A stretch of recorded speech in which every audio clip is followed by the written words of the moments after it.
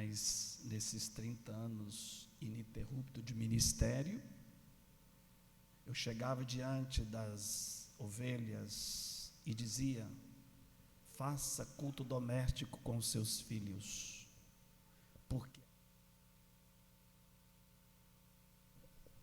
já foi. A minha escola, olha, eu não prego assim, eu prego assim, tá? A minha escola é a mesa, não uma mesa só de arroz, feijão e carne. Eu sou fruto de culto doméstico, de segunda a sexta, das 19 às 20 horas. Meu pai cantava 2 cânticos, e ali pregava a palavra, colocava os filhos ao redor da mesa, e diria: cada um faça a sua oração. E não podia repetir a oração do outro, tinha que ser oração vinda do coração. Com isso, eu cresci na presbiteriana até os meus 13, 14 anos. Depois que eu mudei para Alegre, papai se foi, eu pedi para a mamãe, então, deixa eu ir para a Metodista Wesleyana, na qual estou até hoje. E lá, aos 25 anos, fiz a faculdade. Aos 30 anos, comecei, de 29 para 30 anos, comecei a pastorear. Pastoreando 9 igrejas, estou indo para a 10ª igreja, cada igreja uma escola. Mas eu não deixei de ser presbiteriano. Minha mãe, todavia, fez parte da SAF, me parece que diz assim, e essa história faz parte intrinsecamente da minha vida. Então, estou muito à vontade aqui. O frio na barriga sempre dá. Quando você for pregar, se você não tiver frio na barriga, significa que você não depende mais de Deus. E me deu um gelo na barriga. Quando eu cheguei aqui, eu olhei para você e falei: meu Deus. Eu prego em muitas igrejas, seja pentecostal, neopentecostal. Já preguei em casamento de 50 anos, de 40 anos. Mas mesmo assim, pastor Eduardo, eu já pedi a Deus: tire esse friozinho da barriga. Mas Deus nunca tirou. Aí eu entendi que é o braço de Deus nos segurando aqui no púlpito da igreja. Então, vamos à mensagem. E só para distrair um pouco, graças a Deus que o meu inimigo não está aqui. O relógio. Aleluia. Primeira igreja que eu entro, não vejo um relógio para me encher a paciência. Mas serei impreterivelmente muito, muito objetivo, para não cansar vocês, que depois tem uma festinha, que crente gosta de beber, eu também gosto, uma Coca-Cola. Se eu andar um pouquinho para lá e para cá, é porque eu estou pensando e falando. 1, 2, 3 já. Qual o texto que o pastor vai pregar? Provérbios 4, verso 18. Cita, por favor. Agora cita o texto, sem ler na Bíblia. Mas a vereda dos justos é como a luz da aurora, que vai brilhando mais e mais até ser dia perfeito. Igreja presbiteriana, ainda no Brasil, é uma igreja bereana.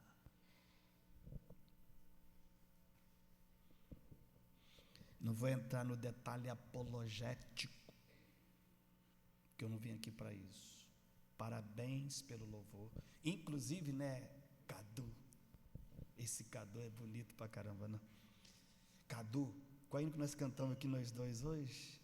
Ao Rei dos Reis consagra. Eu sou apaixonado nessa música. E nós cantamos, eu cantei com o Cadu aqui hoje. A vida do justo deve brilhar como a luz da aurora. Eu estou numa comparação dentro de um contexto gramatical. É totalmente uma comparação, sim. Por quê? Essa comparação ela é linda, porque Provérbios centraliza a vida em contextos da vida humana. Provérbios contextualiza a vida no contexto da natureza, que Deus assim criou. Quem não gosta de colocar os olhos na luz da aurora, quando não aparece todos os dias, mas quando aparece, ela atrai os nossos olhos.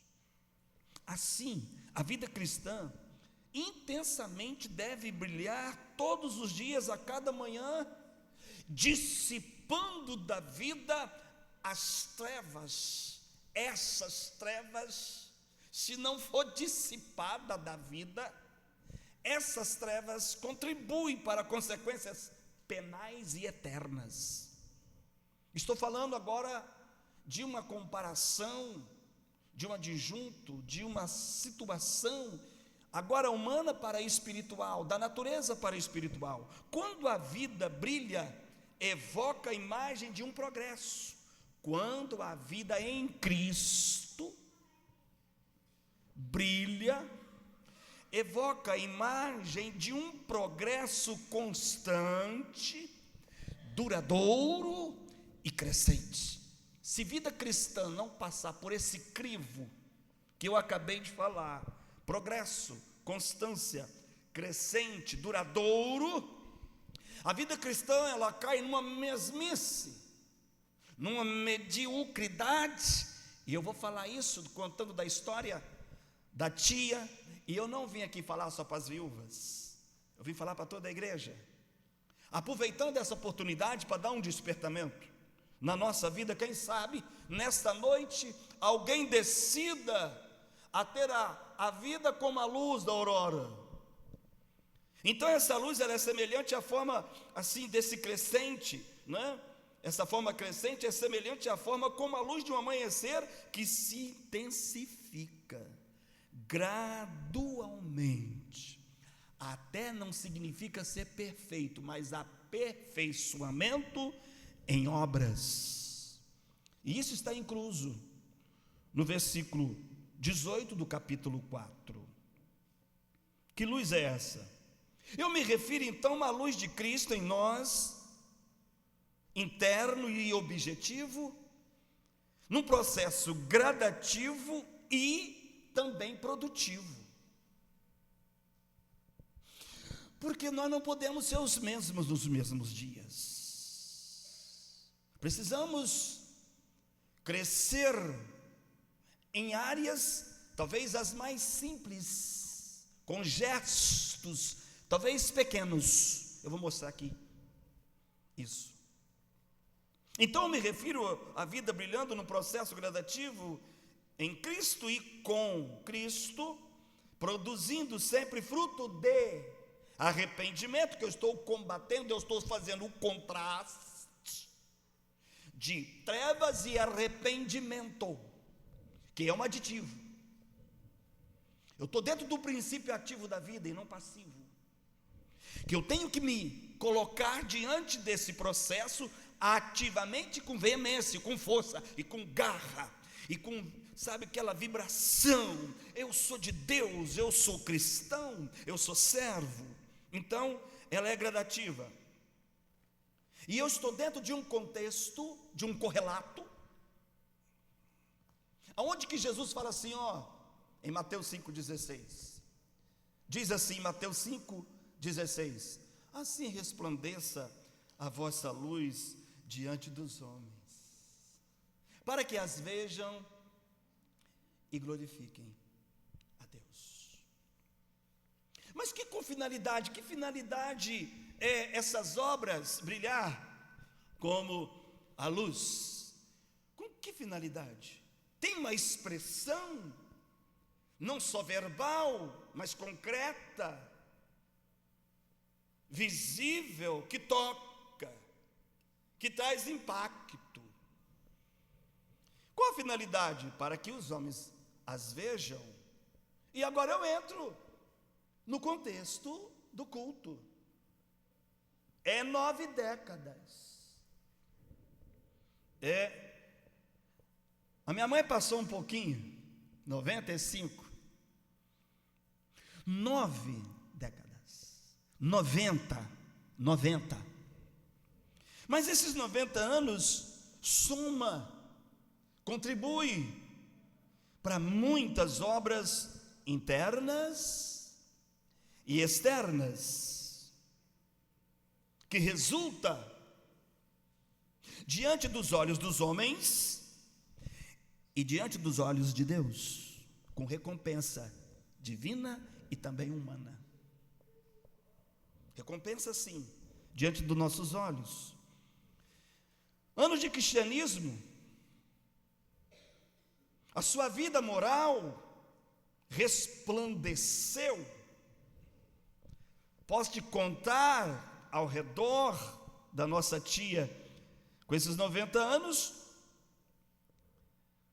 uma soma de idade, de experiências, de obras espirituais, físicas e obras eclesiásticas também, muito bem visível. Ela foi uma das fundadoras aqui. Conversei um pouquinho com ela sobre essa história. Mas o que está intrínseco, o que está incluso nesses 90 anos, nessas obras às quais me refiro e com as quais ela está aqui hoje, juntamente com os irmãos e irmãs, adorando a Deus. Quais são essas obras e onde estão essas obras? Quais são e onde estão essas obras? Parece que não está, mas está. Parece que não é, mas é. Eu vou falar onde elas estão. Parecem escondidas, mas elas não estão ocultas. Elas estão às claras. Quer ver? Soma comigo. Idade, história, as inúmeras experiências, a confissão de fé, os talentos e os dons. Pegou? Você está me acompanhando? Você está acompanhando o meu raciocínio? Você está ouvindo? Ei, você está escutando? Não, você está ouvindo? Está aprendendo e compreendendo aonde eu quero chegar e falar dessas obras internas, externas, visíveis e até as invisíveis. Então, vamos tentar entender sobre essas obras. Quer ver? A vocação, o seu dedicar no serviço, tia Janide, são provas reais e muito mais que uma pele enrugada. Tanto mais de que uma voz tão baixa, quando chega nessa idade. Tudo diminui, só não diminui as obras. Como essas obras se expressam, como elas se intensificam, como elas se simplificam, como elas são compostas, como elas são meditativas, como elas são indicativas para despertar o meu vigor. Eu estou diante de idades aqui, idade maior, idade menor. Aqui tem pessoas de mais de 90 anos, outros 80, 50. Aqui tem jovens, aqui tem adolescente. Acompanhe comigo, geração. Aqui tem os filhos, aqui tem os netos. Acompanha comigo então o raciocínio. Onde essas obras estão? Estão implícitas ou explícitas dentro de gestos mais pequenos da vida, que são obras maiores do que a idade e do que a história. Quer ver só? A voz, ela pode ser meiga, pode ser uma voz baixa, mas a voz sempre dessa idade produz palavras medicinais. As obras que mais agrada a Deus, diz lá o Salmo 19, 14, palavras agradáveis, palavras de coração que medita, é o que Deus tem o prazer. Então, obras magníficas, obras abençoadoras, obras edificadoras, obras como mananciais, obras como medicina, eu vou citar a primeira, a voz. Repete comigo assim, a voz. A voz. A voz da tia é suave, baixinha, um volume meigo, mas é uma palavra de medicina. A palavra sara. Aí, eu tenho outra voz. Quais são as obras escondidas na voz? Obras medicinais. Aquela resposta, olha para mim, aquela resposta branda, que desvia o furor. A gente não conta essas obras numa idade como essa. Palavras medicinais, não é a voz de Deus? Olha para mim. Eu lido com família há mais de 29 anos, eu e a minha esposa. Palavras duras desfizeram, acabaram com o casamento, com noivado. Palavras duras de pais para filhos. Filhos ficaram eternamente sem perdoar os pais por causa de palavras duras. Papai, olha para mim. Quanto tempo você fala que não ama o teu filho? Filho, eu te amo. Marido, quanto tempo você fala para a mulher? Mulher, eu te amo. Ô marido, ou você fala que te amo só quando lhe interessa? Ô vovô, ô vovó, ô viúva, você está me ouvindo? Só fala quando lhe interessa. Quando a exigência humana e orgânica está à mesa, ou está na ação direta. Então vamos lá. As obras de Deus muitas vezes começam na voz. Uma voz meiga, ô tia, uma voz suave, mas uma voz medicinal. A outra voz que eu quero falar é a voz mestra. Meu filho, ore. Meu filho, meu neto, fulano, beltrano. A voz mestra, aquela que ensina, aquela que manda para o quarto ler a Bíblia. Ué, essas são as obras que os homens veem e glorifiquem a Deus. Mas tem a voz suave, tem a voz medicinal, tem a voz mestra, mas tem outra voz, a voz de uma juíza.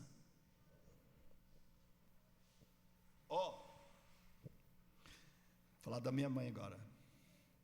Cheguei com a namoradinha perto da mamãe, todo feliz com a namoradinha. Menina bonita, levei em casa.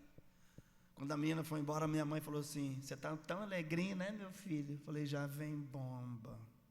Eu sempre obedeci papai. Se eu caso com aquela jovem, eu estava misericórdia, nem vou falar. Toda alegrinha, ela disse assim: o Senhor me deu discernimento que essa não será a tua esposa. Se quiser ir, vá com seus pés, mas não com a minha bênção. No outro dia, eu falei: vem cá, minha filha, Deus te abençoe. Ué?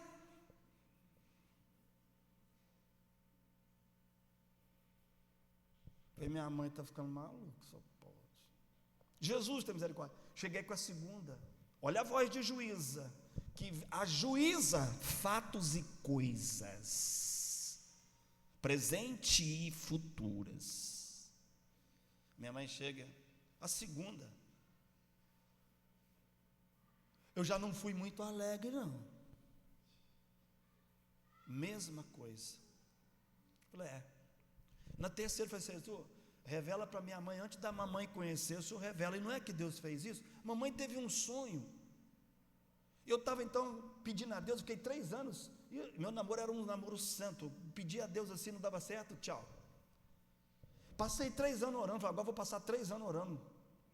Passei 3 anos, porque a oração, honra o teu pai e tua mãe é em tudo. Ô filho, vocês estão me ouvindo, né? Os filhos estão aqui, né? Honra o teu pai e tua mãe em tudo. A mamãe teve um sonho que eu namorava uma mulata. E ela me contou. Ó, seu namoro é uma mulata assim, o cabelo assim bem liso, sabe? Que ela estica lá o cabelo e tal.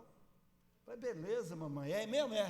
Eu fiquei me olhando assim, de repente, tia Janite, eu cheguei na igreja, do jeito que a mãe falou. Falei, meu Deus, a minha mãe ensinou semana passada, olha só, do jeito que a mamãe falou, o sonho. Eu comecei a orar, não é que deu certo? E depois, quando eu levei lá, a mamãe falou assim, viu, é essa daí que eu sonhei direitinho com ela.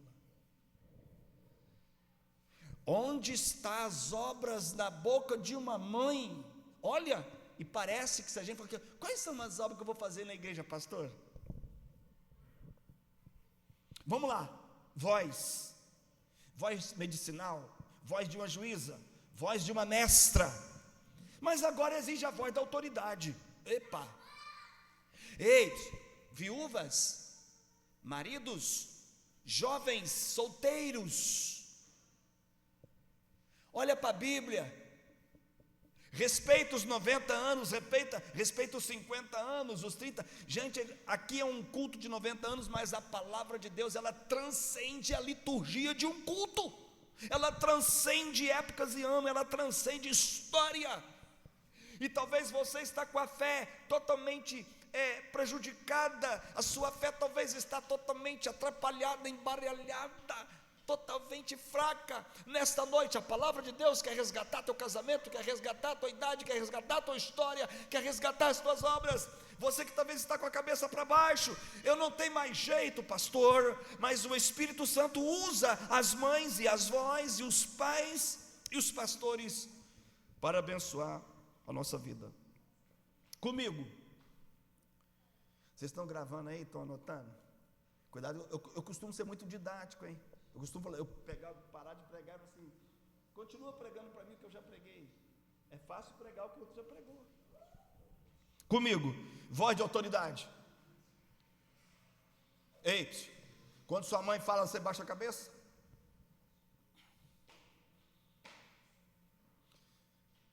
Quando sua mãe dá uma voz de comando, você obedece? Eu trabalho com família, hein? Poderia dar algumas estatísticas aqui, alguns números aqui que ia fazer a gente chorar. Voz de uma advogada. E comigo, a voz de Deus. A mãe é uma voz de Deus. Mas não é só a pele enrugada e a voz tão baixa.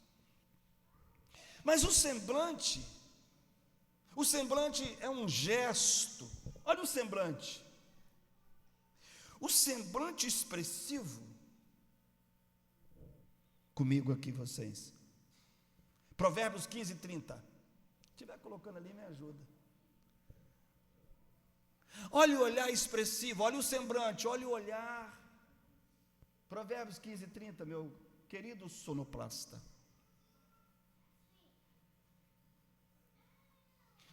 Um olhar de uma mãe, um olhar de um amigo, alegra o coração.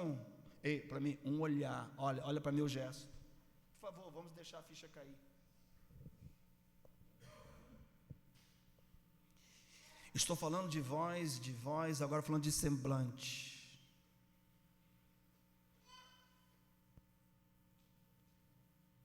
Eduardo, quando você chegava lá em casa, minha mãe te recebia sorrindo, correto?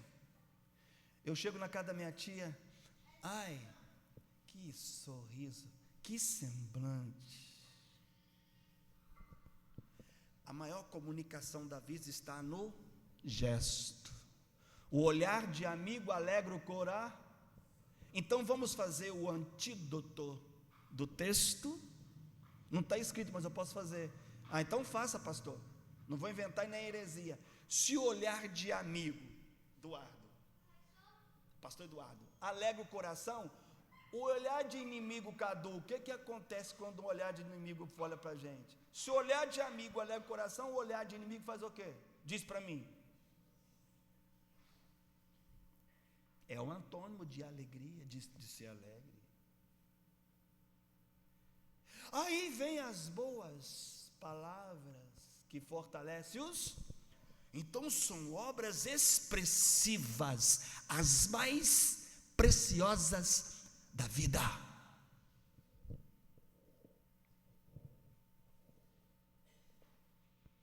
Um semblante, um olhar de pomba e uma sabedoria divina da escola da própria vida. Olha para mim. Eu amo conversar com cabelos brancos. Vou brincar, pode pintar seu cabelo de branco do jeito que for. Não estou dizendo dessa estética, desta beleza, não. Eu amo conversar com um ancião. Eu ando com um pastor desde os meus 8 anos de idade. Ando com um pastor até hoje, de 15 em 15 dias eu tomo café com 20, 30 pastores de 40, 50 anos de ministério. Para me aprender alguma coisa. Eu só tenho 30 anos de pastor. Só pastorei 10 igrejas até hoje, eu não sei de nada. Eu me perco.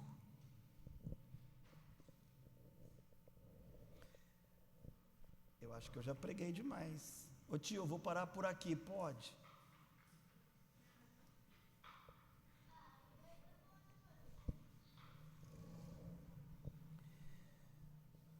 Vamos para os gestos? Carinhos? Gente, cadê a efervescência humana hoje na família? Eu trabalho com casais, eu sento com os pais, eu choro. Você sabe que a coisa mais difícil da vida é reconciliar marido e mulher, pai e filhos e pai. É reconciliar essas pessoas. Meu Deus do céu. Tem hora que dá vontade de pegar um chicote, meter o chicote em todo mundo e ir embora. Mas eu amo trabalhar com família. Eu pego o solteiro e falo assim: você está solteiro, está namorando? Não. Meu filho, por favor, tenha critério para namorar. Está namorando? Estou. Então, meu Deus do céu, namora, mas eu namoro de acordo com a Bíblia. Está noivado? Estou. Está noivado? Estou noiva. Fica noivo de acordo com a Bíblia. Está casado? Então casa de acordo com a Bíblia. Os gestos e os carinhos, as carícias. Deixa sua mamãe acariciar você. Pais, eu me encanto com o filho do Cadu. A minha filha também é especial. Deus, de tudo na vida eu passei para aprender. Eu tenho uma filha especial, então fui estudar sobre especialidade. Agora eu vou estudar sobre a neuropsicopedagogia. Eu vou estudar porque eu gosto de trabalhar com. Ele sentou no teclado e falou assim: Senhor, coloca a unção do teclado nele. Falei para o Eduardo e o Cadu hoje. Cheguei na igreja para pastorear, tinha uma bateria novinha. Os presbíteros diáconos. Já trabalhei com essa classe aí, né? Então eu sei muito bem o que é presbítero diácono. Ô pastor, os meninos estão estragando a bateria da igreja. Pode deixar que eu pago outra novinha. Que isso, pastor? Claro, rapaz. E esses são os netos que estão lá. Deixa, vai estragar a bateria aqui, estrague. Eu não quero estragar o talento deles. Acabaram com a bateria, mas são os melhores músicos hoje da igreja. Compramos outra bateria. Não estou incentivando aqui o erro. Eu estou discernindo fatos e ocasiões e coisas. Os gestos, o carinho, as carícias. Está faltando isso, né? O beijo.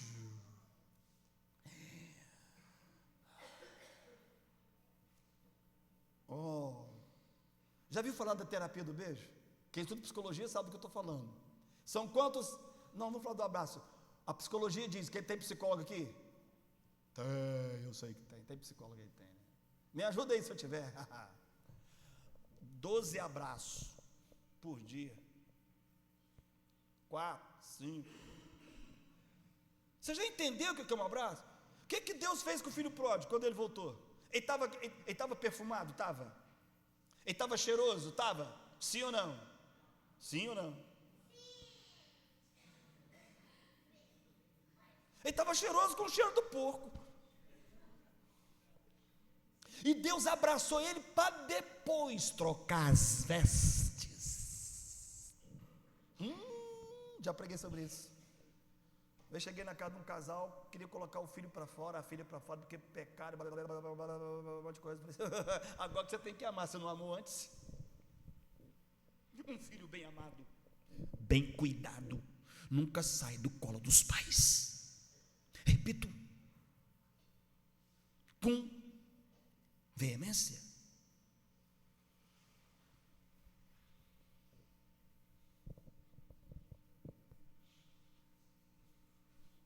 Filho pródigo não saiu. Se ele tivesse saído, ele nunca mais voltava. Correto? Um dia o filho volta para os braços do pai. O seu toque, o afeto humano, olha para mim, gestos, sorrisos e toques e lábios e voz de autoridade, toda essa soma afetiva, socioafetiva, são ensinamentos que só Deus ensina. Escola nenhuma você aprende isso. Vou para o final da mensagem, tá? Eu vou para o final, prometo. A sua história, tia. Vou me especificar agora minha tia e os filhos e termino, tá, gente? Por favor, mais 5 minutinhos. Com licença, um segundo, um intervalo de segundos. É um intervalo. Se a água estiver muito gelada, eu só dou uma bicada. É contraindicação água gelada para quem prega. Mas a água está gostosa. Ô tia, agora é para você, é para a senhora. Já eu cometi um pecado aqui chamando de você. Tia Janide, olhando para mim, olhos meigos e semblantes nunca caído, mas sempre erguido, cadência sempre firmada. A sua história me encantou tanto, que eu fiz uma pergunta bem particular hoje. 42 anos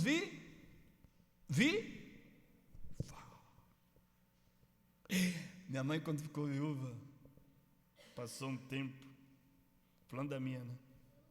Eu fui brincar com a coroa. Falei, mãe, o tempo passou, só não vai arrumar um coroa, né?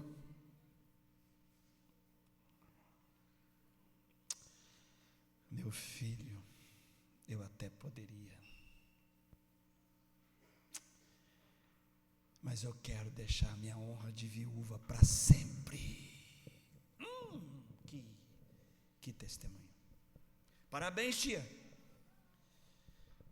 Nesses 10 anos que eu pastoreei, não vou entrar em detalhe, mas já pastorei muitas viúvas e abro um parêntese, e uma delas muito assanhadinhas, que me deu problemas. E eu tive que aconselhar como filho e como pastor muito amigo, e falar assim, vai casar para não me dar problema no presbitério. E elas casaram, e o problema ficou só comigo, e na eternidade. A sua história, tia, a sua beleza e seus valores em alta dimensão, ainda não parou nos 90 anos, tia, ainda tem mais anos. A sua história encanta, nunca desencanta, mas sempre encanta. A sua estrada de vida é muito mais e muito mais do que qualquer outra aventura de dias que se porventura existir. A sua história e suas qualidades somaram muito para hoje uma alegria como esta. Tia Janide, a sua educação veio de berço, assim como minha mãe contara a história de como foram criadas. A sua história contribuiu para atrair pessoas, somar os filhos e netos. E vai diante da sua cabeça, que está muito bonita hoje, vai substituir esses cabelos brancos aí, a coroa. Receba de Deus a coroa, um colar no pescoço, e uma justiça de glória nos dias vindouros. E fecho aqui para parar de pregar, porque senão o pastor nunca para de pregar. Vou me dirigir aos filhos, aos netos.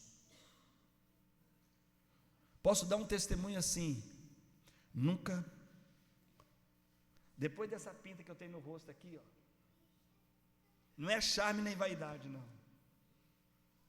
Ouviu, tia, essa pintinha aqui, ó? Foi por causa da sua irmã, da mamãe.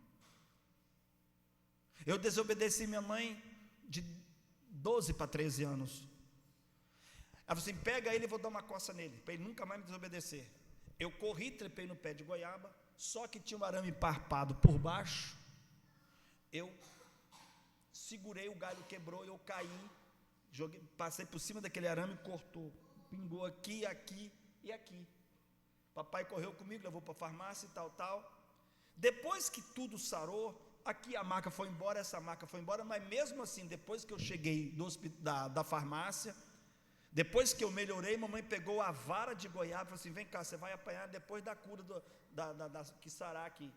Mamãe me deu mais de 10 varadas e falou assim: as varadas não vai marcar você, mas a marca vai ficar. E você, quando virar homem, vai ter uma pinta. Quando você for fazer a barba, não tira a pinta. Por quê, mãe? Para marcar a sua vida, que foi a marca da única e última desobediência a seus pais. Filhos, alegra o coração da tia, obedeça a ela. Igreja, siga o exemplo, não só da tia Janide, siga o exemplo de todas as vovós. Quem tem 90 anos aqui, levanta a mão. Eu quero conhecer quem tem 90 anos aqui. 90. Levanta a mão quem tem 90 anos. Só a tia? Não, peraí. Olha, eu vou descer um pouquinho, depois eu vou entregar a palavra aqui. Mas eu vou até descer aqui, que eu quero fazer uma oração agora. Mais próximo de vocês. Só a senhora com 90 anos aqui? Aqui? É isso mesmo?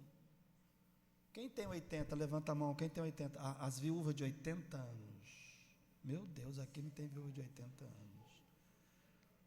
Tá bom.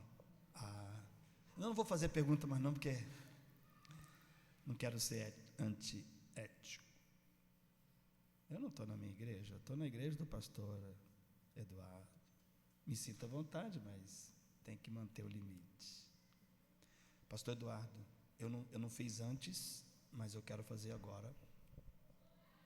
Quero expressar minha gratidão a Deus,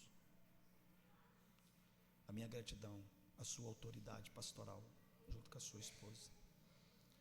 Eu quero expressar minha gratidão aos presbíteros dessa igreja, expressar minha gratidão à minha tia, que me honrou nesses minutos aqui, no púlpito da sua igreja. Quero, com a sua autoridade, pedir que a igreja se coloque em pé.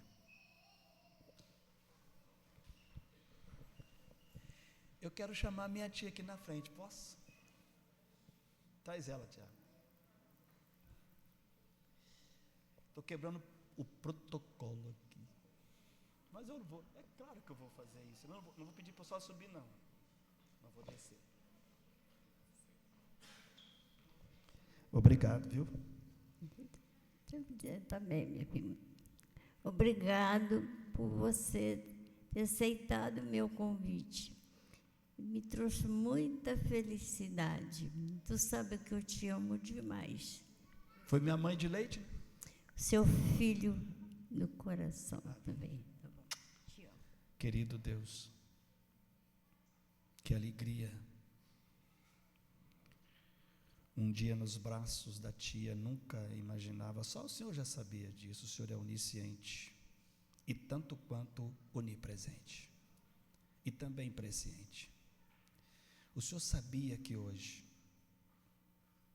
eu estaria aqui juntamente com a igreja do Deus vivo, juntos, com gratidão no coração, num culto tão especial ao Senhor, pela vida, pelos 90 anos de idade. Que essa graça salvadora e vivificadora continua na vida da tua filha. Eu sei, assim como minha mãe orava, lágrimas desciam nos olhos, orando: Senhor, salva os meus filhos. Eu sei que a oração da tia é que todos os filhos venham para os teus pés. Toca naqueles que estão fracos na fé. O maior presente deles é a volta para a igreja e para a mesa da ceia do Senhor. Quero te agradecer por esta noite tão honrosa, tão prazerosa. Eu te agradeço em nome de Jesus por este culto e por este dia e por esta data. Eu oro, eu congratulo a ti toda honra, toda glória e todo louvor. Meu muito obrigado a todos vocês.